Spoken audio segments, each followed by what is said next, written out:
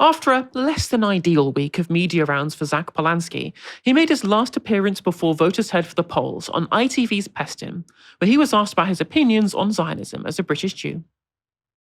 Just on this issue of what it is to be a Jew in today's Britain, you describe yourself as a non-Zionist Jew.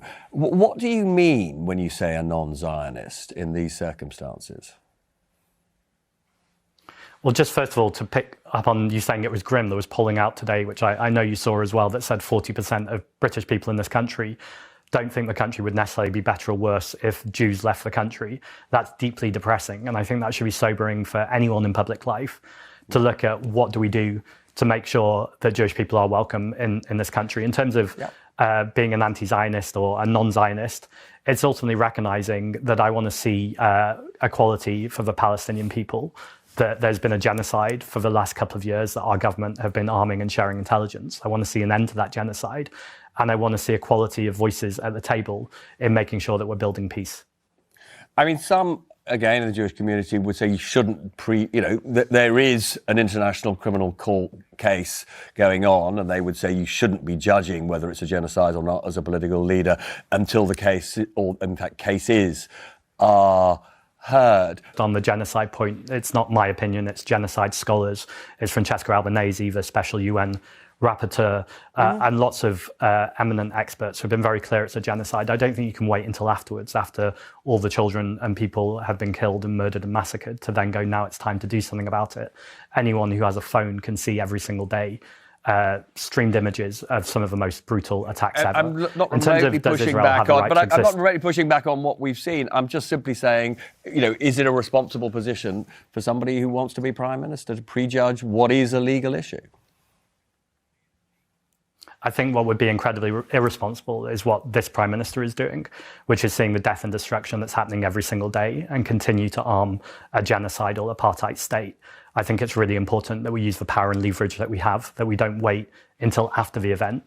And by the way, even if it wasn't a genocide, even if it's tens of thousands of people who are being murdered and massacred who are innocent, surely that's enough to do something about it. And Zach's 100% correct there, right? Like, there's a reason why politicians have been so reticent to describe it as a genocide, because as signatories to the Genocide Convention, it compels states to act.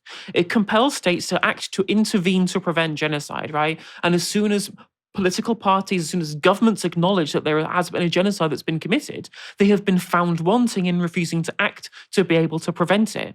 Coming back years later after some court somewhere has adjudicated it's definitely 100% is a genocide, despite all of the huge consensus of genocide scholars, of NGOs, of charities, of people who are actual experts on this stuff coming to that conclusion whilst it's happening, that doesn't save anybody's lives. That doesn't do anything. Imagine if there'd been no intervention in Bosnia at all, because people were like, well, let's wait until the ICJ has done its work on the genocide in Bosnia, then we'll come in later on. No, there were boots on the ground to try and prevent genocide at the time, and that was necessary. That was necessary, right? But again, like when it was happening in Eastern Europe, there is a political incentive to intervene. There is not a political incentive to intervene when it is a friend of the West, quote, quote, part of our Western family, as Oliver Dowden once put it on BBC's Laura Kuenssberg, in the Middle East, who's committing that genocide, because then suddenly you have to intervene with an ally, and nobody wants to be the one that pushes the button which says intervene in an ally committing genocide, because, again, they would have been found wanting in not intervening up until that point. Next in the interview, Pestin pressured him on a question that I think I can speak for everyone at home when I say we're all sick of hearing. But just to be clear, because this is something of enormous importance to the Jewish community, as somebody who's either a non or an anti-Zionist, I mean, do you believe that Israel has the right to exist in its current form? Yes or no? I don't believe any country has a right to exist. People have a right to exist. The Israelis have a right to exist. The Palestinians have a right to exist. And I think it's our role as a third country to make sure that there's fairness and transparency and accountability about a peace process. I always think these semantics about whether a country has a right to exist actually just ends up in gatekeeping, which is partly how we ended up in this mess in the first place with the Balfour Declaration.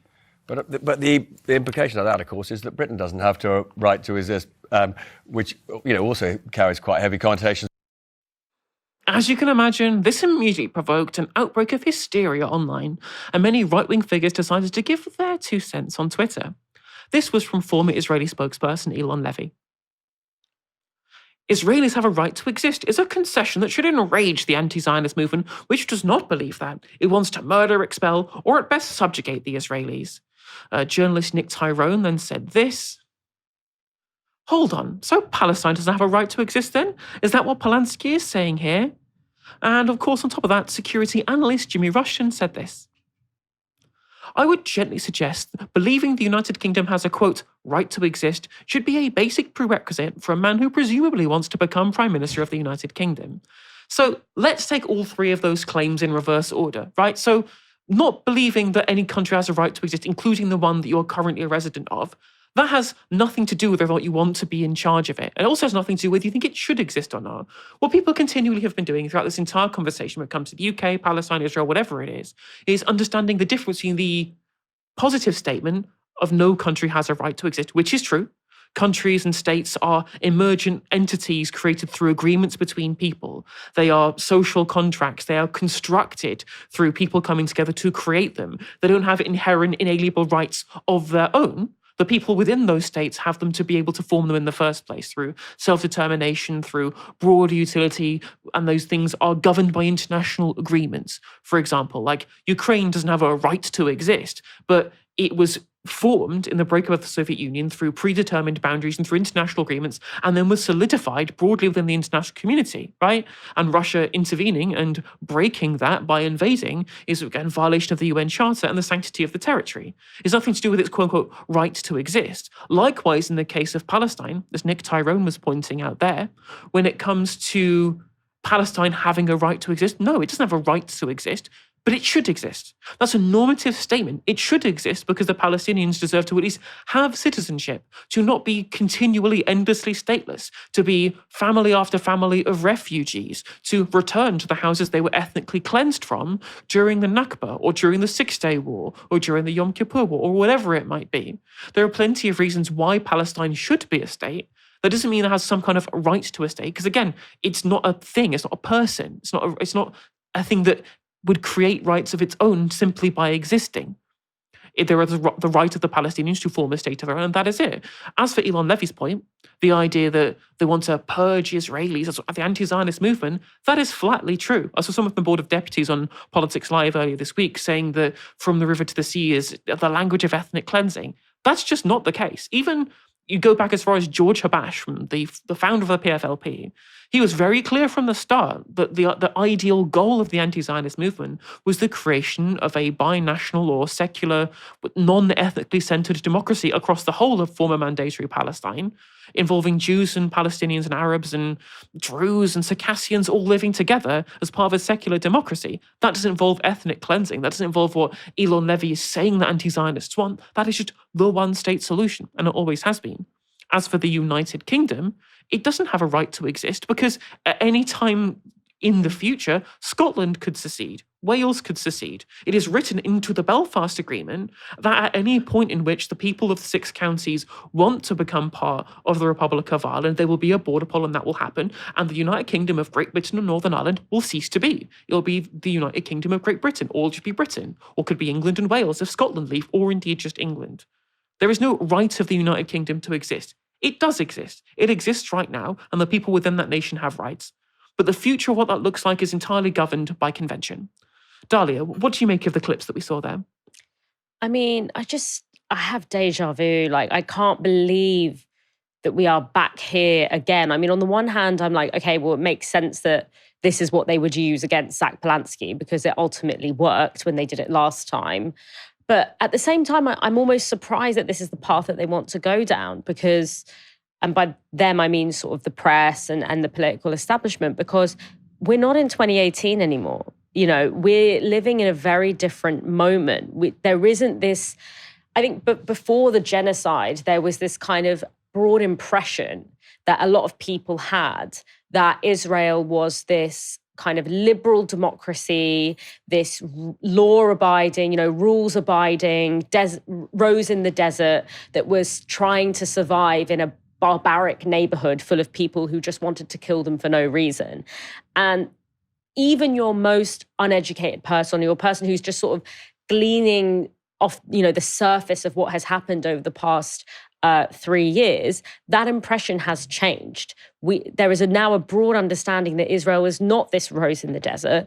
Israel is a country that can and will do absolutely heinous things, including things that are considered by the highest court in the land to be plausible risk of genocide.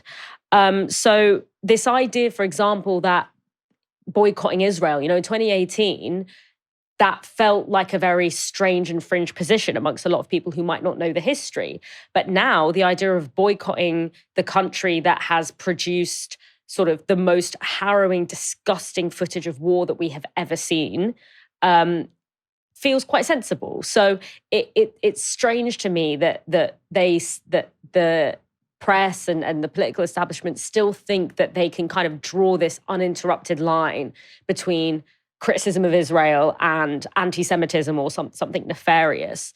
It's strange to me that they think that is still possible. But this question of like whether or not Israel has a right to exist, it's just such a skillfully crafted question. Because as you said, Helena, it's not a question that we apply in any other context because it doesn't make sense. As you say, people have a right to self-determination, but the form that self-determination looks like is not fixed. And it certainly does not come at the expense of the fundamental human rights of an entire group of people.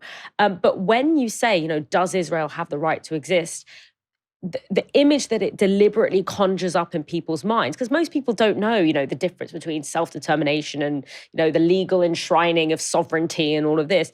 The image it conjures up is this idea of, oh, you just want to annihilate a group of people. You want to expel a particular group of people from this land. And there's this idea of, Jewish people, they just want this one tiny piece of land. Like, why do people have such a problem with this group having this one shred of land?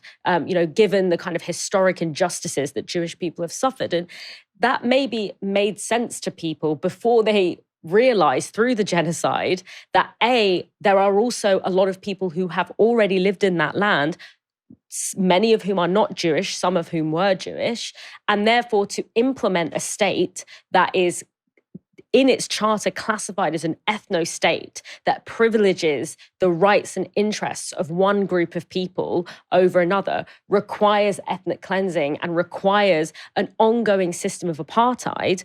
Well, suddenly that doesn't sound so kind of benign. It sounds a lot more complicated than that. It's also worth pointing out too, Israel does not define its own borders, There is no proper definition of where those borders end. Is it Area C? Is it the Green Line? Is it from the river to the sea, as the Likud Party's charter states that they would like it to be, right? That is specifically made to be somewhat ambiguous so they can maintain sovereignty over the West Bank without absorbing the population into their population to maintain the ethnic majority of Jews in the area, or indeed so they don't face accusations of wanting to ethnically cleanse the Palestinians, even though when it comes to Likud, we all know that was what they would rather do, to maintain sovereignty over the territory or keep them locked into Bantustans. Yeah, and because the image that it conjures up is this idea of you want to force people, an entire community of people into exile, which particularly in Europe, there's a particular memory there of that happening to Jewish people within Europe. And that's what it evokes. But that is not what the Palestinian Liberation Movement is about. The Palestinian Liberation Movement is about saying you don't get to build an ethno-state in this land, in the houses that we used to live in, and houses we have the keys for. Exactly. You don't get to steal our homes, to steal our land, to destroy our agriculture, and establish an apartheid state. Basically, the historical equivalent of this is saying to anti-apartheid activists, anti-South African apartheid activists, well, do you believe in the rights of white Afrikaners to exist? And it's does apartheid South Africa have a right to exist? Does Rhodesia have a right to exist? Exactly. And it's well, I mean, okay, I'm not saying that everyone has to, but I'm not calling for the annihilation of an entire group of people. I'm just saying you don't get to form a racial supremacist state and be at the head of it. Exactly, and do everything that entails. And I think this idea of this language of self-determination, it's not, being able to have an ethno-state is not a right that is enshrined under the right of self-determination. But it gives it it kind of glosses over what actually maintaining Israel in the way that it is imagined by people who ask that question. It is erasing the actual granular violence that it requires to maintain that. Ta-Nehisi Coates, when he talks about in his book, his most recent book, I've forgotten what it's called, but he talks about how, as a Black American, he had often cited Israel as an example of a reparative project, saying that, this is a community, Jewish people who have faced systemic racism, systemic dispossession, genocide within Europe. And, they now have a land, they now have a state that is a haven of safety. And he sort of thought of that as something that could possibly be an option for Black Americans, and there's long history of nation building as a kind of reparative project within the kind of Black American political imagination. That's what Liberia was, right? Yeah, Liberia. I mean, the Liberians were like, not here, honey, not here, sweetie. You're not going to be bringing that nonsense here, that yank nonsense over here. But and it was when he actually went to the West Bank, and it's when he actually went to actually look at what this looks like in practice, that he was like, oh, no. Like, this is not a liberatory project. This is not a reparative project. This is a racial supremacist apartheid project. Colonial project as well. Colonial project. In order to make this vision a reality.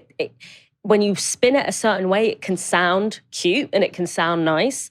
But what the last 3 years has really brought home is what is actually required, what is the violence and the inequality and the dispossession and the theft that is required to make this a reality. And that's why I'm surprised that they think that we're still in 2018, 2019, where the public don't have a sense of that. Well, yeah, I think a lot of people just don't realise how Israel came into being in the first place. They don't know about the death marches from Lydda. They don't know about the expulsions. They don't know about Deir Yassin. They don't know about the reality of how Israel was formed and the reality of how it had come to be this way, because they've been living in a propaganda world before the new historians found the declassified documents. And one final point I make is that when you talk about apartheid South Africa, that's basically the model that we're looking for. You take a former apartheid state, you break down, you dissolve the previous entity, and you create a new entity in its place where people have equal rights, where it's a state where multiple ethnicities can live together without an apartheid. That seems perfectly fine to me. And you get historical examples. There have been plenty of dissolved states, and no one right now is saying, does Yugoslavia have a right to exist? They don't. It's still alive in my heart.